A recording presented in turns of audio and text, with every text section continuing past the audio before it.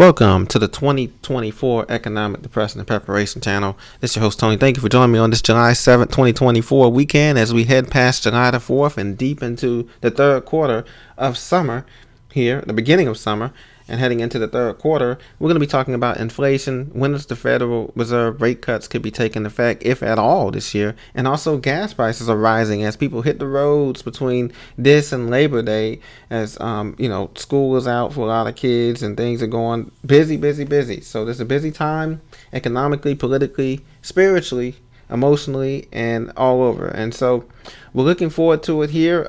Please be sure to subscribe for the latest videos. Hit that bell notification. Some people have not been receiving notifications of a new video. So please make sure you subscribe. Hit that like button to get the videos out there more. In the meantime, let's get right into it, folks. The week ahead right now, we can see the market eyes, quote, 2 rate cuts this year ahead of the June CPI. So we're waiting on these numbers to come in here. And other countries in the European Central Bank, the ECB, like Switzerland and Germany, have not cut rates yet at all. Switzerland, though, they anticipate to be cutting rates first, and then maybe possibly Germany later on this year. So America looks to follow that situation as well.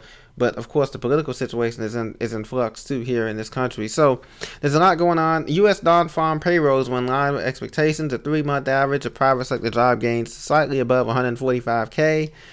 We've added 200,000 jobs last month, but the question remains is, ladies and gentlemen, out of those 200,000 jobs created, how many were actually filled, and what type of jobs were they? Were they part-time, seasonal, gig economy jobs? Or were they jobs, good paying jobs that can actually support buying the average price of a house at $400,000 for a single family house, or not starter homes? That's the big question that we have. And so now the CPI and PPI, the Consumer Price Index and Producer Price Index, are on tap here. CPI in May expected to have risen by 0.1% in June, so not a terrible increase, but still a little bit of an increase here in that CPI numbers. However, they're going to be looking for more things here to signal the Fed's confidence for a rate cut in September.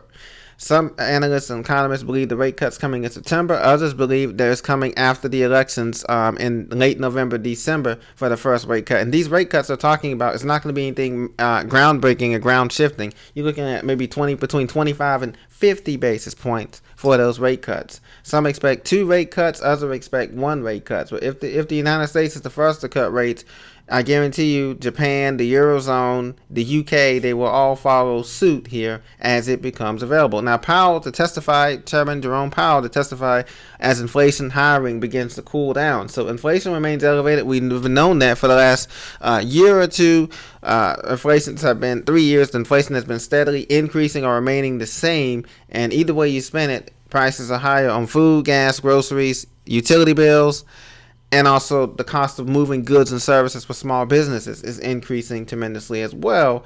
And so Fed Chair Jerome Powell tells the confirmation that he tells the Congress that he needs further confirmation that inflation is slowing before they're in position to cut rates, even with evidence building of softer growth in employment. So he wants to wait even further to let it run hot, let this inflation continue to run hot.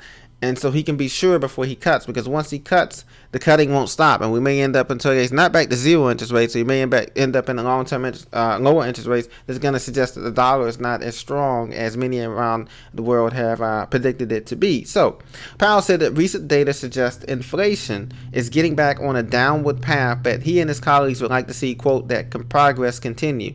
Unfortunately, if it doesn't continue, that means we're heading towards stagflation, then eventually hyperinflation. That's the scenario here that's going on, folks, ladies and gentlemen. So the CPI, it excludes food and energy, as you know. It's a better measure of underlying inflation. It's expected to rise 0.2% in June for a second a month. So it's already done that. And now we're in July, and it's continuing to rise. And now on the backs of that, ladies and gentlemen, gas prices are rising just in time for not only the 4th of July holiday, but also Labor Day holiday. There's kids going back to school in August or September, wherever the case may be. But gas prices are definitely going to be rising. Here's how to stretch your dollar at the pump this summer. This is according to NBC News. They said put your car in eco mode. Fill up early in the morning when the ground is still cold and less vapors escape. They give those tools. Typically give those tips like that. You probably don't need premium premium gas. Well, I don't know about that. Some cars really require premium and they don't run as good, obviously, if you don't have high test premium. So $3.51 a gallon as of Friday for a regular gallon of gas nationwide. That's increasing, as you know. Some places up to $3.75 on the $3.79, $3.89 already on the East Coast, excluding the big cities like DC, New York, and California. Of course, is always has higher prices. You guys are already paying $4.24, $4.50 for regular, $5 already for premium out there. But that's going to be spreading now as they see this the peak time to make money in the summer, because we have a record 60 million travelers expected to hit the road, and they already seen the stories in the news about how the airlines are having all these big departures out of DFW and ATL and LAX, and you've seen those stories already. All the typical stories you see during holiday times, how there's record-breaking travel, quote unquote. But the problem is that they're going to be raising these prices. Either gas is going to be price gouging, or just raising it because they're going to start talking about this hurricane, the Hurricane Beryl that's coming. Well, now it's a tropical storm, but it's forecast to be a Category 1 hurricane. But with a major refineries, I haven't heard of any refineries shutting down right now this weekend in Louisiana, off the coast of Louisiana or elsewhere. And as this barrel is expected to be a quick hit Monday morning into Tuesday, it's over with, and just leave rain. I don't think they're going to close any refineries. So either way, gas prices are going up by about maybe more 5 to 8 more cents here as we head through July and into August, and so we'll be watching that as well. And also, the article suggests that continuing to stack credit cards and store discounts as well, and just let Google Maps and Waze apps work for you to find your way around the traffic jam, so you won't be idling that much, spend that much idling. Idling burns a lot of gas, and also cold temperatures. Idling and stop and go traffic burns a lot of gas as more in addition to that. So this is what we have in the week ahead. We expect those numbers to continue to show that inflation is high and unemployment is going to be the main thing that's going to be creeping up, and that's where the Federal Reserve Bank is going to have to make a decision once the unemployment, because unemployment rate is, the official unemployment rate is already above 4.5%. Unofficially, we know it's at 10, 12, 15% unofficially, and the lower levels of our economy, and so that's going to be the issue that's going to really decide whether or not to cut these rates or not in the future or in the past. So we pray that everyone had a great holiday and they continue to have a great weekend. Get some rest, continue to enjoy the sunshine, continue to pray, have faith. Things will work out individually. Continue to believe in the community that we have here in America and all areas, from the suburbs to the hinterlands to the downtown cities.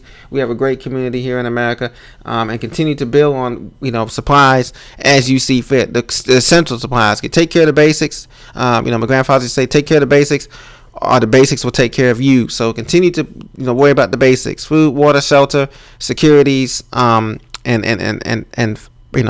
mind materials for your mind, spiritual materials for your heart, prayer, Bible study, and efficiency, and you'll be okay. It's gonna get rough, but you'll be okay. So a slowdown is coming in the second half, but it won't be the end of the world. It's just that you have to prepare to choose what to have, what you want to cut back on, and what you want to keep. And that's pretty much it for this time around. We will see later on. I have more data on after Tuesday, after the holidays, after Wednesday, about how the earnings reports are going to be looking in the middle of the season here for these big companies and the Magnificent Seven and all of that later on. So be blessed. Take care. Enjoy the rest of your weekend. I'll talk to you soon. Thanks for subscribing. Bye-bye.